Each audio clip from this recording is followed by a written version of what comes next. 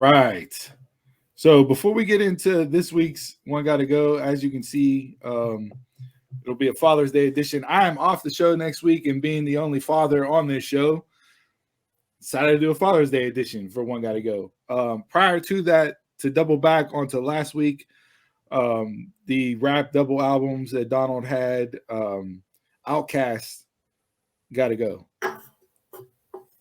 Out of the 4, Outkast was voted to hit the bricks. No, they was voting off name. I don't agree. Oh yeah. So now Father's Edition. One Gotta Go. Non-animated TV dads. So I was debating on whether or not to do, your Homer Simpsons, Peter Griffins, and all that. We stuck with traditional dads here. Interesting enough, I pulled these names from. I compared 2 lists. They had the top 33 dads, TV dads of all time, and the top 25 dads, and each list was different. There were different names on each list. 1 and 2, the rankings for the names were different on each list. So we'll run through these 4. I'll read off Donald's take, and then we can give ours, Jay. And then I'll explain some of the differences between the lists that I saw. So out of these 4, we have Al Bundy from Married with Children, Philip Banks from Fresh Prince, Danny Tanner from Full House, and Carl Winslow from Family Matters.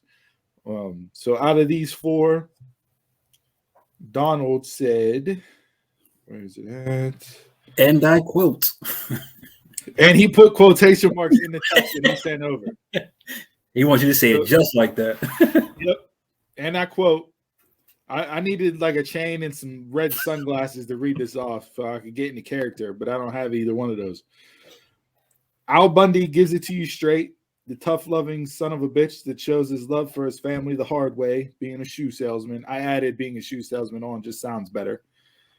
Danny Tanner produced a daughter that had the finest best friend ever, so we know Donald liked redheads. I'm assuming Kimmy Gibbler, but he's probably talking about the other one, Gia, that was the bad girl that broke into shit. That was Stephanie's best friend. Donald likes criminals. We all know that.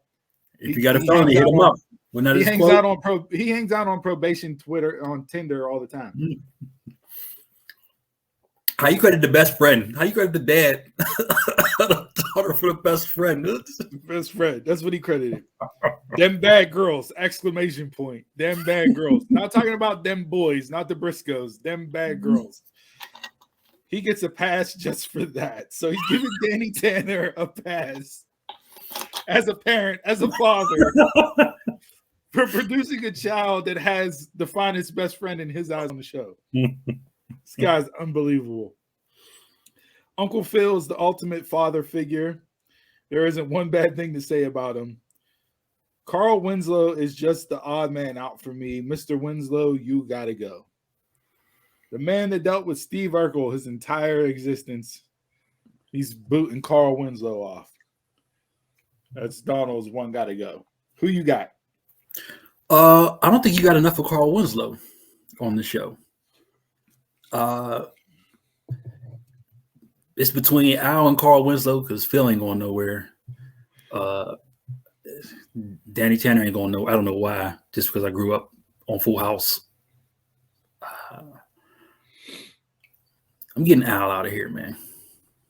Wow, you're getting rid of the 4 touchdown, the 4 touchdown poke high 1 score game. Like the whole family was too crass and vulgar. I couldn't relate.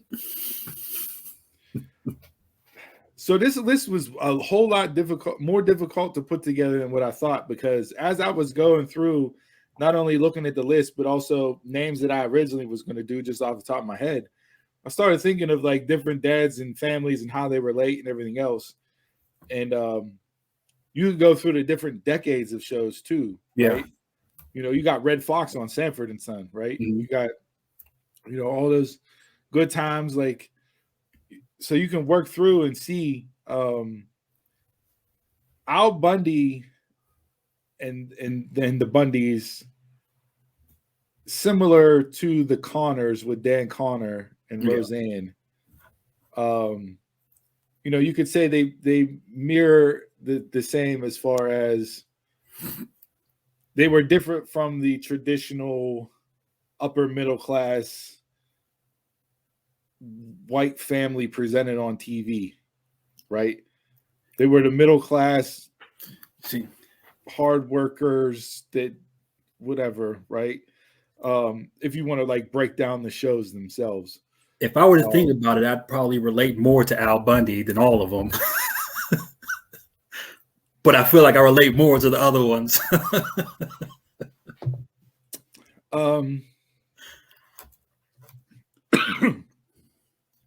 I feel Philip Banks, Uncle Phil, he's a lock. He's number one. You're not going to kick him off the list.